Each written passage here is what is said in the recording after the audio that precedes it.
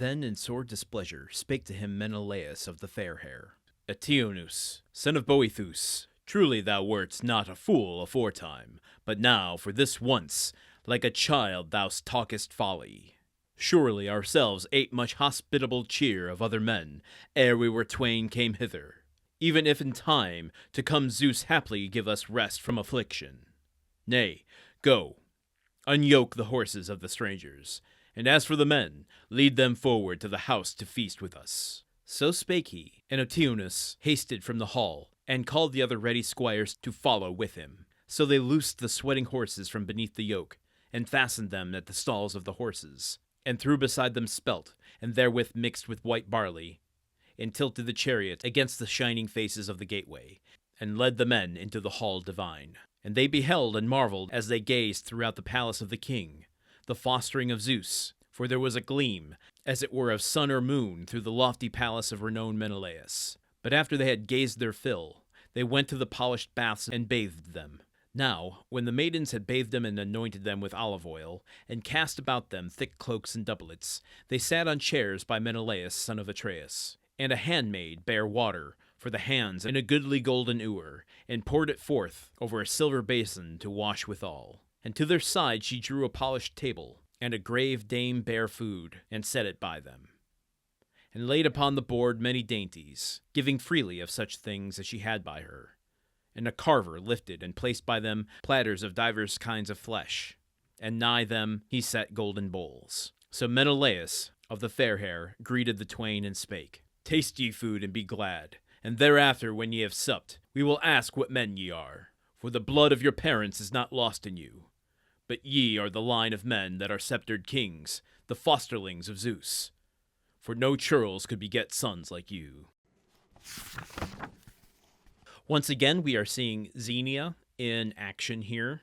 I don't know if Xenia is a noun or a verb, so I don't know that I'm using it super correctly, but that hospitality that we talked about before, particularly when Telemachus was going to Pylos to meet with Nestor, Menelaus is even more forthcoming with making sure that the hospitality is taken care of before he asks them questions of who they are. However, at the end of that, I love that he recognizes in both of these men, Telemachus and Peisistratus, that they come from a divine line. Fosterlings of Zeus, he calls them. And I just sometimes, trust me, there's plenty of words in this passage that I'm like, I cannot make my mouth make those sounds. But sometimes there are ancient words that I love and miss and wish that we could bring back. Because he says, the fosterlings of Zeus, comma, for no churls could beget sons like you. Churls is such a good word. It's a shame we don't live in a world where we can use the language we want to. If we use a word like, if we use a phrase like, no churl could beget sons like you, when we meet new people, it's just, people would cock an eye at you. And I'm not saying don't do it.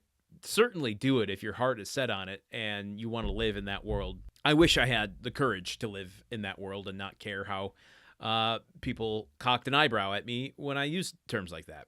I really only have the courage to use terms like that around my partner, and even then, she makes fun of me all of the time.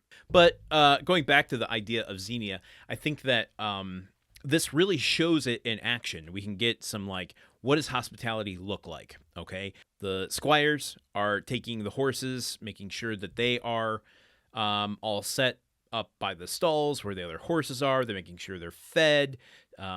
They're putting the chariot away. They're taking Telemachus and Peisistratus inside. They're bathing them. Their handmaidens are bathing them.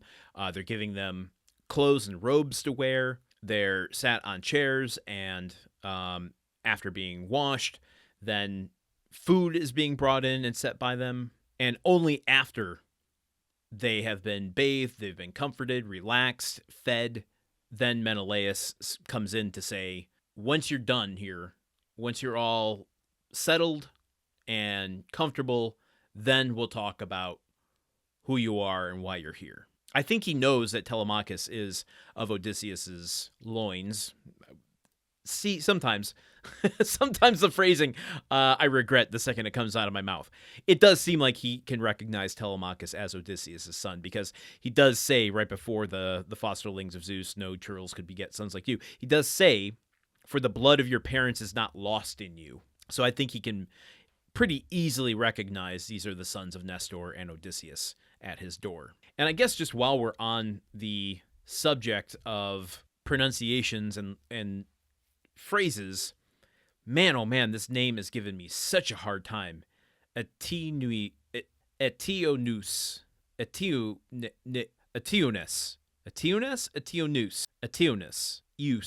News. I'm trying to pronounce that like Zeus, but it's noose.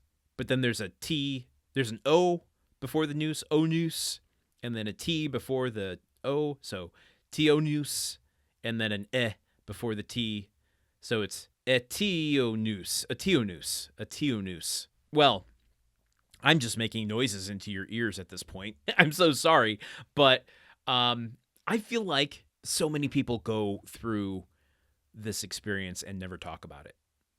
I know when I've talked to a handful of people, my mom, a handful of others, that are like when they read, say, like a Russian novel. If you're not used to Russian literature, you're not used to Russian names, and you're reading quickly, or you just want the story, or whatever the case might be, sometimes you'll just go, oh yeah, that R name or that E name, and log it in your head that way. I think I had that experience when I was reading a lot of Swedish literature about a decade or so ago, where you're so hooked into the story that you don't want the pronunciation of a name to slow you down from absorbing the details of what you should be, absorbing. Not that you shouldn't be absorbing names, but anyway, I'm just bearing my soul here to you that Etionus is a very difficult name for me to say, and that under other circumstances where I wasn't reading this name out loud, I would just log it in my head as that one that's Etionus, the E name. But I have to say it out loud, so I got to try to pronounce it, and that's my best. Etionus.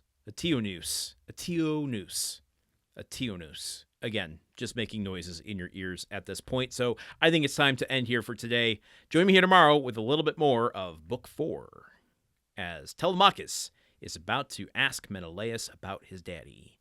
Until tomorrow, okay, goodbye. Odyssey is part of the Gruntwork Podcast Network. The show is produced, edited, and hosted by Landon Solano. The original text of The Odyssey, written by Homer. Theme song by Neuroflow. You can support this show and other shows like it by going to patreon.com/gruntworkpod. Thank you for listening. See you tomorrow.